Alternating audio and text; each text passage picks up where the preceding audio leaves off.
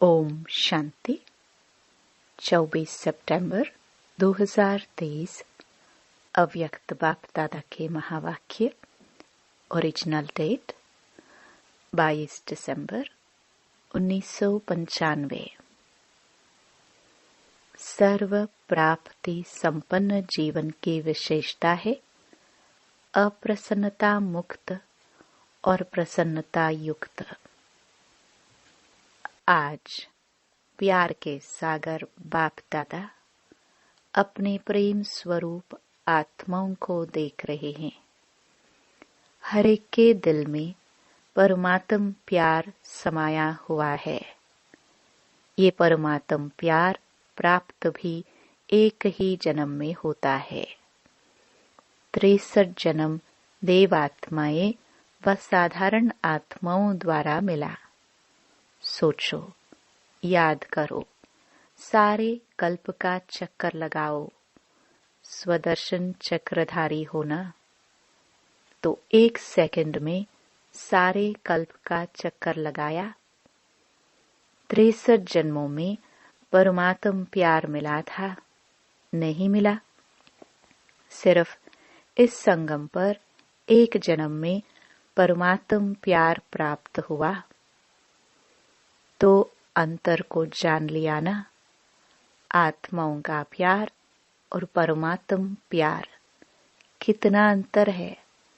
साधारण आत्माओं का प्यार कहाँ ले गया, क्या प्राप्त कराया? अनुभव है ना। और परमात्म प्यार कहाँ ले जाता? अपने स्वीट होम और स्वीट राजधानी में। आत्म प्यार राज्य भाग्य गवाता है और परमात्म प्यार राज्य भाग्य दिलाता है। और इसी जन्म में। ऐसे नहीं कि सिर्फ भविष्य के आधार पर चल रहे हो। नहीं, डायरेक्ट परमात्म प्राप्ति तो अब है। वर्तमान के आगे भविष्य भी कुछ नहीं है। आप लोग गीत गाते हो ना कि स्वर्ग में क्या होगा और क्या नहीं होगा। और अभी का गीत क्या है? जो पाना था वो पा लिया, वह पाना है। पा लिया, पांडवों ने पा लिया। गोपियों का तो गायन है ही। इस समय का गायन है कि अप्राप्त नहीं कोई वस्तु ब्राह्मणों के खजाने में। देवताओं के खजाने में नहीं, ब्राह्मणों के खजाने में। तो अभी ब्राह्मण होना तो अनुभव करते हो कि अप्राप्त नहीं कोई वस्तु। और ये प्राप्तियां अविनाशी हैं, अल्पकाल की नहीं है। तो जिसको सर्व प्राप्तियां हैं उसके जीवन में क्या विशेषता होगी? सब प्राप्तियां हैं, एक भी कम नहीं है। तो उसके चलन और चेहरे में क्या विशेषता दिखाई देगी? सदा प्रसन्नता। कुछ भी हो जाए लेकिन सर्व प्राप्तिवान अपनी प्रसन्नता छोड़ नहीं सकता। अप्रसन्नता कभी भी होती है तो चेक करो कि अप्राप्ति का अनुभव होता है या सर्व प्राप्तियों का। आज बाप दादा ने बहुत ही सेवा केंद्र और उप सेवा केंद्र देखे। विदेश में नहीं, देश में सेवा केंद्र देखे। सेवा केंद्र में विशेष 2 सेवाधारी है। तो आज चक्कर लगाते हुए सेवाधारी और सेवा स्थान दोनों देखे। हर एक स्थान में चाहे छोटे चाहे बड़े सभी में चेक किया कि सेवाधारी तन से, मन से, धन से और सेवा के संबंध संपर्क से कितने प्रसन्न हैं। क्योंकि विशेष तो यही बातें हैं ना। तो क्या देखा? तन तो सबके पुराने है ही, चाहे जवान हैं चाहे बड़े हैं, छोटे और ही बड़ों से भी कहाँ कहाँ कमजोर हैं। चाहे बीमारी बड़ी है लेकिन बीमारी की महसूसता की मैं कमजोर हूँ, मैं बीमार हूँ, ये बीमारी को बढ़ा देती है। क्योंकि तन का प्रभाव मन पर आ गया तो डबल बीमार हो गए। तन और मन दोनों से डबल बीमार होने के कारण बार बार सोल कॉन्शियस के बजाय बीमारी कॉन्शियस हो जाते हैं। तो क्या देखा कि तन से तो मैच्योरिटी बीमार कहो या हिसाब किताब चुकतो करना कहो, कर रहे हैं, लेकिन 50% डबल बीमार और 50% सिंगल बीमार है। बाकी होना क्या चाहिए? कभी भी मन में बीमारी का संकल्प नहीं लाना चाहिए। मैं बीमार हूँ, मैं बीमार हूँ, लेकिन होता क्या है? ये पाठ पक्का हो जाता है कि मैं बीमार हूँ। कभी कभी किसी समय बीमार होते नहीं है, लेकिन मन में खुशी नहीं है, तो बहाना करेंगे कि मेरे कमर में दर्द है, क्योंकि मेजॉरिटी को या तो टांग दर्द या कमर का दर्द होता है। कई बार दर्द होता नहीं है, फिर भी कहेंगे मेरे को कमर में दर्द है। अभी उसकी चेकिंग कैसे हो? डॉक्टर्स के पास इसका कोई थर्मोमीटर है जो कमर दर्द है या नहीं वो चेक कर सके? एक्सरे कराओ, ये कराओ, वो तो और ही खर्चा लगाओ। तो क्या देखा?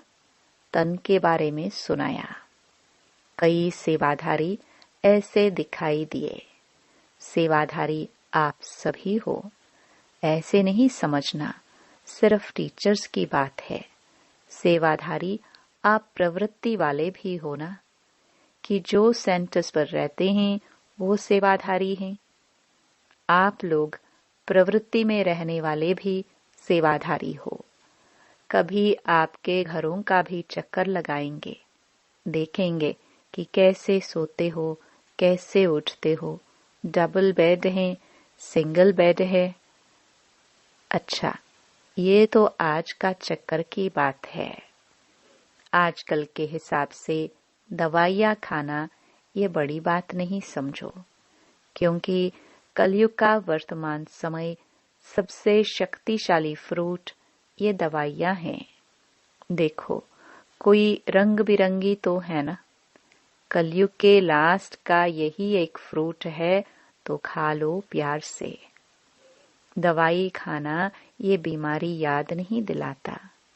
अगर दवाई को मजबूरी से खाते हो तो मजबूरी की दवाई बीमारी याद दिलाती है, और शरीर को चलाने के लिए एक शक्ति भर रहे हैं।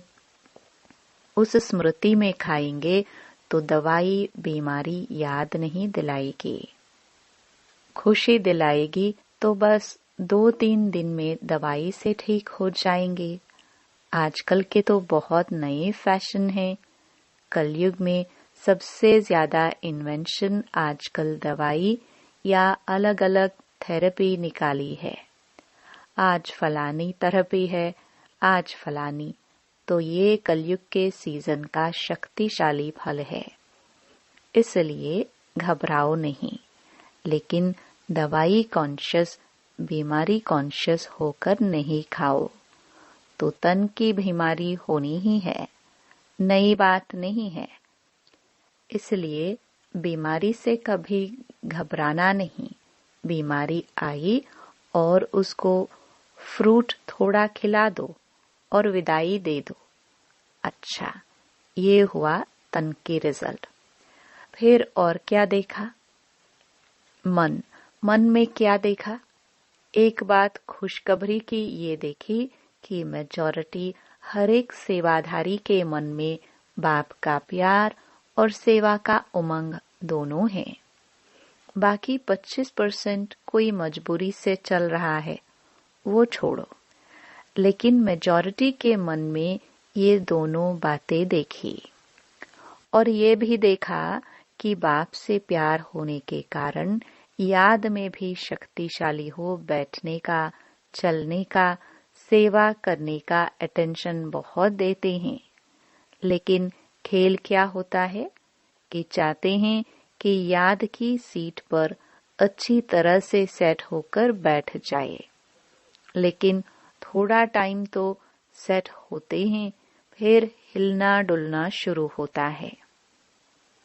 जैसे बच्चा होता है, उसको ज्यादा टाइम सीट पर बिठाओ तो हिलेगा जरूर। तो मन भी अगर कंट्रोल में, ऑर्डर में नहीं है, तो थोड़ा टाइम तो बहुत अच्छे बैठते हैं, चलते हैं, सेवा भी करते हैं, लेकिन कभी सेट होते हैं, कभी अपसेट भी हो जाते हैं। कारण क्या है? होना सेट चाहते हैं, लेकिन अपसेट क्यों होते हैं? कारण क्या है? एकाग्रता की शक्ति, दृढ़ता की शक्ति उसकी कमी है। प्लान बहुत अच्छा सोचते हैं, ऐसे बैठेंगे, ये अनुभव करेंगे, फिर ये सेवा करेंगे, फिर ऐसे चलेंगे, लेकिन कर्म करने में या बैठे बैठे भी दृढ़ता की शक्ति कम हो जाती है और बातों में मन बुद्धि बट जाते हैं। चाहे काम में बिजी नहीं है, लेकिन व्यर्थ संकल्प ये सबसे बड़ा काम है जो अपने तरफ खींच लेता है। तो स्थूल काम नहीं भी हो, लेकिन दृढ़ता की शक्ति बंटने के कारण मन और बुद्धि सीट पर सेट होने के बजाय हलचल में आ जाते हैं। बाप दादा ने आप सबको जो काम दिया था वो देखा। बाप दादा के पास सब चिट्ठियां पहुंची, लेकिन कई बच्चे बड़े चालाक हैं। चालाकी क्या करते हैं? चिट्ठी लिखते हैं, लेकिन नाम नहीं लिखते।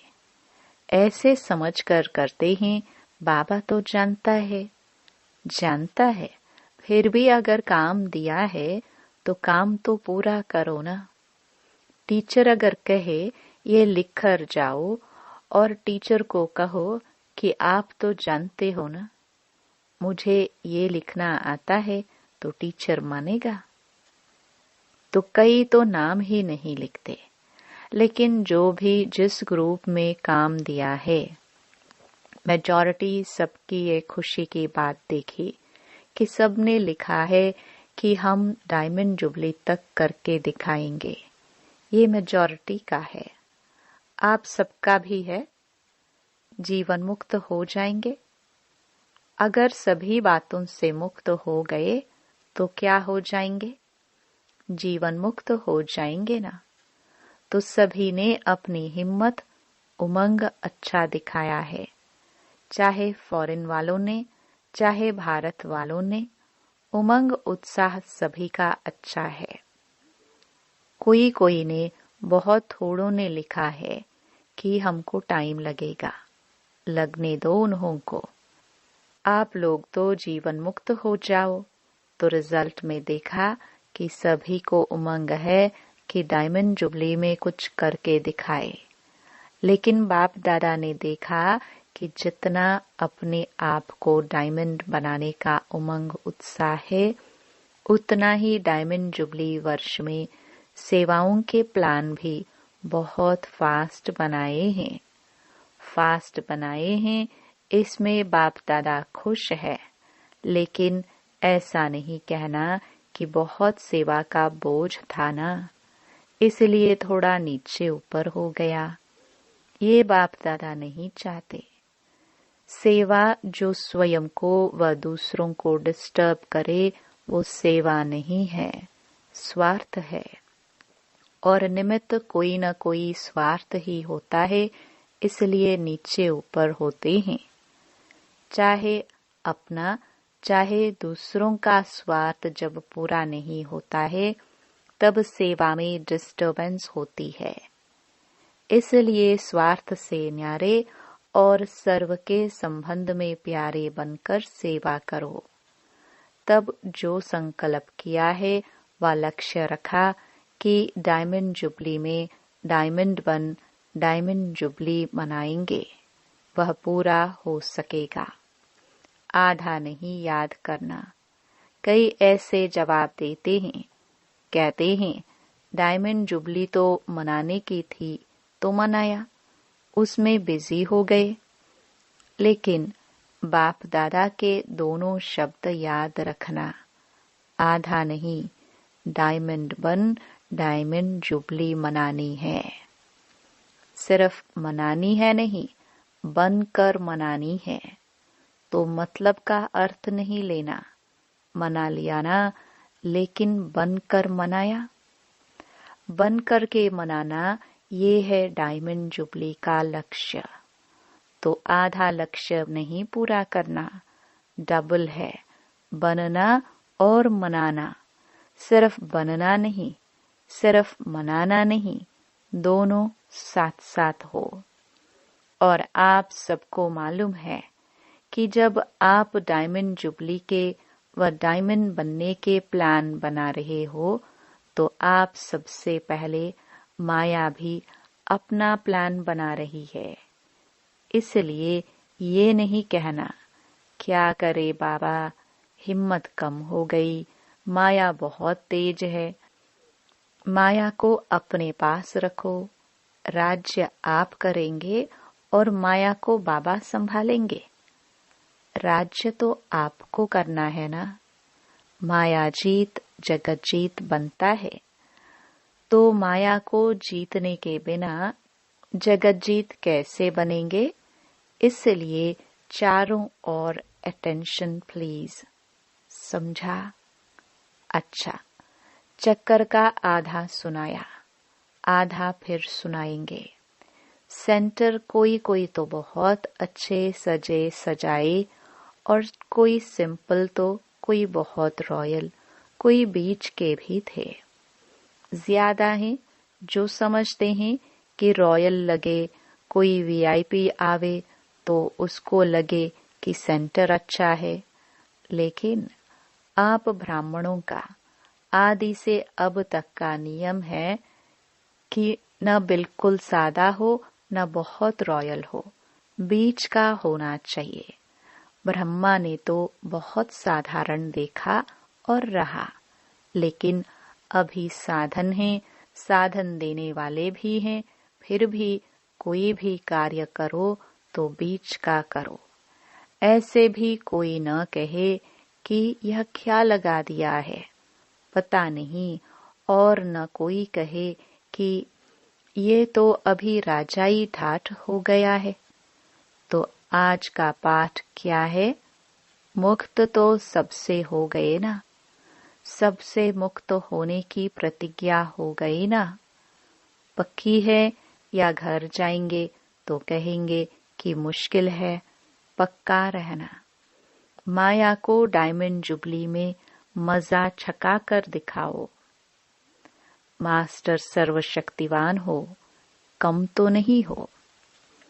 अच्छा, डबल फॉरेनर्स भी बहुत आए हैं। स्थापना के कार्य में डबल शोभा है, डबल विदेशी हैं।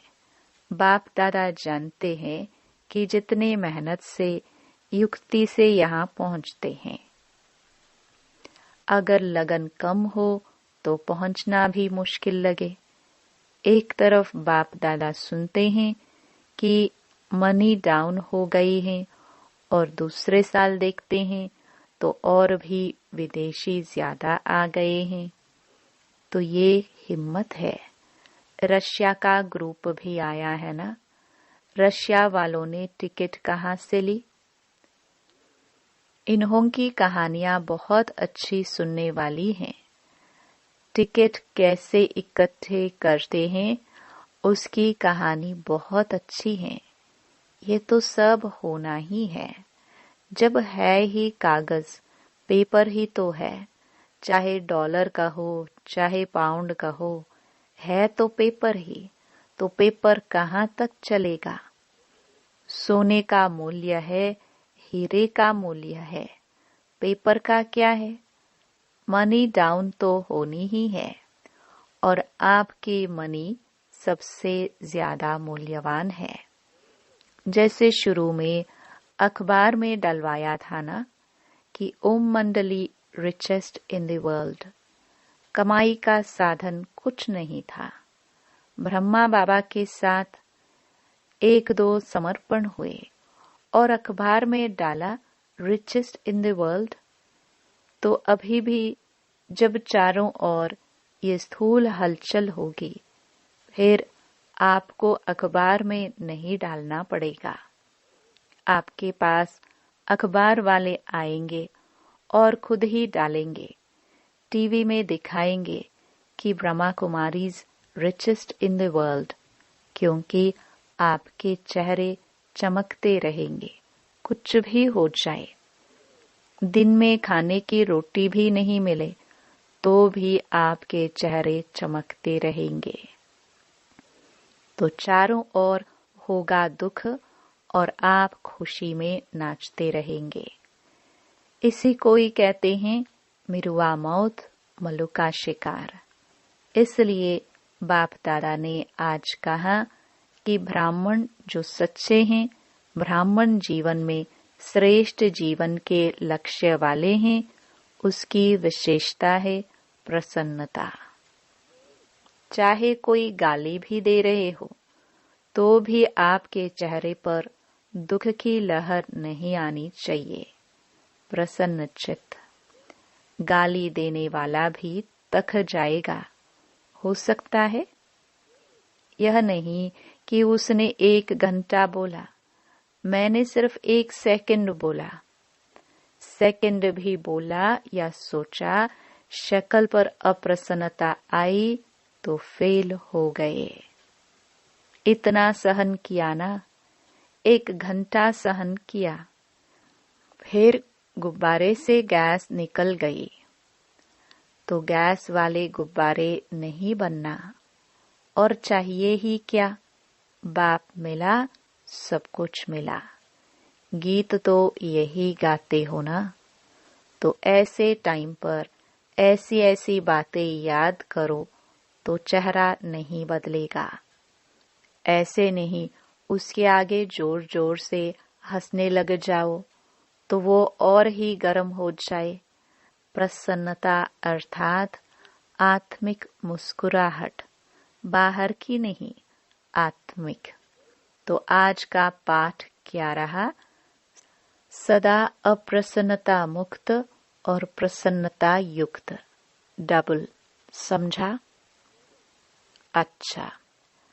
चारों ओर के बाप दादा के प्रेम स्वरूप आत्माओं को सदा स्वयं को अप्रसन्नता से मुक्त करने वाले तीव्र पुरुषार्थी आत्माओं को सदा याद और सेवा के बैलेंस द्वारा सेवा की सफलता पाने वाले भाग्यवान आत्माओं को सदा बाप को प्रत्यक्ष करने के उमंग उत्साह में रहने वाले देश विदेश दोनों के सर्व बच्चों को बाप को अपनी खुशखबरी लिखने वाले, अपनी सेवा के उमंग रखने वाले ऐसे बाप से सदा स्नेही और समीप बच्चों को बाप दादा का याद प्यार और नमस्ते। वरदान। अखंड स्मृति द्वारा विघ्नों को विदाई देने वाले मास्टर सर्वशक्तिमान भव। संगम युग विघ्नों को विदाई देने का युग है। जिसको आधा कल्प के लिए विदाई दे चुके उसको फिर आने न दो। सदा याद रखो हम विजयी रतन हैं, मास्टर सर्वशक्तिवान हैं। यह स्मृति अखंड रहे तो शक्तिशाली आत्मा के सामने माया का विघ्न नहीं आ सकता। विघ्न आया फिर मिटाया तो अखंड अटल नहीं कहेंगे। इसलिए सदा शब्द पर अटेंशन दो। सदा याद में रहने से सदा निर्विघ्न रहेंगे और विजय का नगाड़ा बजता रहेगा।